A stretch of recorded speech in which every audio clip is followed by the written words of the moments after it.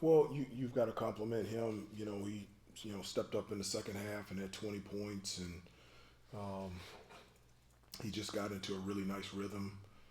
Not just being able to attack the basket. I felt like he hit some really tough shots, contested twos, step back threes, and at the end of the day, your big time players have to step up. I think the shots that he took and the shots that he made in the second half, I feel like we had the same, if not better, shots, and ours didn't go in. And so, um, in the second half, we had I think a 6 point lead, a little bit under 10 minutes to go.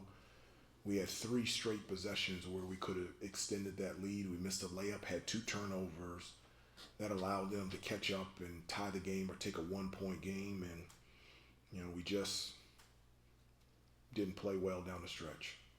That stretch that you're talking about, what were some of the other factors in there? And you guys have been in situations where you've not closed as well as you would like. So what is the consistent issue there? Well, I don't necessarily just focus on the last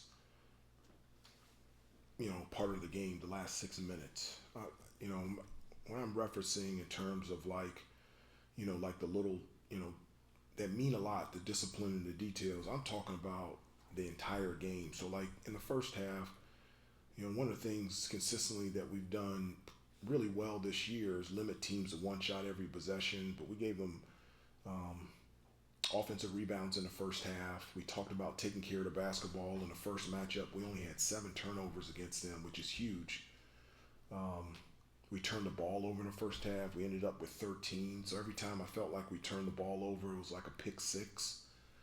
So anytime that we have a recipe of more turnovers than assists, that's just hasn't been good news for us. And so I don't, um, yeah, down the stretch, we didn't play well enough to win, but I felt like throughout the course of the game, we could have done the important little things that could have put us in a position to not just be down one at halftime and not just be up six with a little bit more than 9 minutes to go in the game. You always said that you want your team to respond and get back up after being knocked down, but Yeah. how do you change the message when it's clearly not working at its maximum because the results are? Well, I disagree with you. I disagree with you from the standpoint that it's not working. I do. Sometimes it doesn't come when you want it, where you want it, how you want it, in the manner in which you want it, at the time that you want it. Um, that's life. And so, what the key is to understand and to continue to get back up and continue to fight. That's what Carolina's always been about. That's what this team has always been about. And um, it's not even a choice. That's the only direction that you can go. And so just because you don't get what you want right when you want it and right when you think you should have it, that doesn't stop you from doing the good things to put yourself in a position to be successful. And so um, I disagree from the standpoint. I know where you're coming from, but I disagree that it's not working. We don't know if it's not working. You got to keep getting back up and keep trying. It's not working when you quit. For the most part, were you satisfied with the shot selections that you guys got? Like once it got tied at 60 in that kind of crucial stretch? I did. I need to look back at it. I know that we had some good looks from the guards, from the outside. I know that we were attacking the basket and trying to score, trying to get contact, trying to get to the free throw line. I felt like, in terms of execution, we got the ball to the guys that we wanted to get the ball to. But we just didn't make the shots. And when we missed, they came down and they got the shots that they wanted and they made them. Coach, I think you were talking earlier how you guys had 13 turnovers. You only forced one of your own. What are ways, or what can you do defensively to sort of open up those fast break buckets for you guys on the offensive end? Yeah, we tried to, dead ball situations, full court, we picked up full court and, got into our press and tried to create some steals and deflections and turnovers. you know, one of the things for NC State, they have multiple ball handlers. So if you take it away from one, there's, you know, 2 or 3 other guys that can handle the basketball and get their team into their offense. So, you know, we definitely tried, you know, to get some extra possessions. There's a number of ways to get extra shots. You know, you can obviously get steals, offensive rebounds. So that's, you know, one of the things that we talked about. We got 18 offensive rebounds, but we only scored 15 points off those offensive rebounds. So, I mean, if you want to count getting steals and deflections, you can put it under getting second chance opportunities for an offensive rebound and also getting to the free throw line. And we did, you know, we missed 6 free throws, which is close to our average. But I felt like we got opportunities, more opportunities on the offensive glass, but we just weren't able to generate anything in terms of steals and deflections in the full court. Take a couple more. Hubert, when you leave out of here, it's 4 games left in the regular season. Yeah. For you guys. Mhm. Is the feeling there that time's running out? Well, no, no, not at all.